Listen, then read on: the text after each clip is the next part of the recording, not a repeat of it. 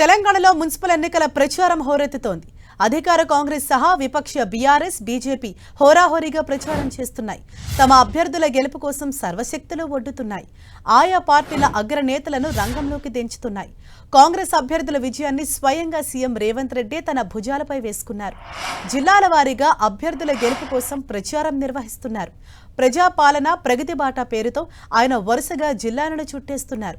ఇప్పటికే ఉమ్మడి నల్గొండ, కరీంనగర్, నిజామాబాద్ జిల్లాలో పర్యటించిన ఆయన ఇవాళ వికారాబాద్ జిల్లా పరిగి నియోజకవర్గానికి వెళుతున్నారు. పరిగి మండలంలోని నారాయణపూర్లో ప్రజాపాలన ప్రగతి బాట బహిరంగ సభకు హాజరు కానున్నారు. ఈ సందర్భంగా పలు స్వయం సహాయక సంఘాల మహిళలకు ఇందిరా మహిళా శక్తి చెక్కులను సీఎం రేవంత్ రెడ్డి అందజేయనున్నారు.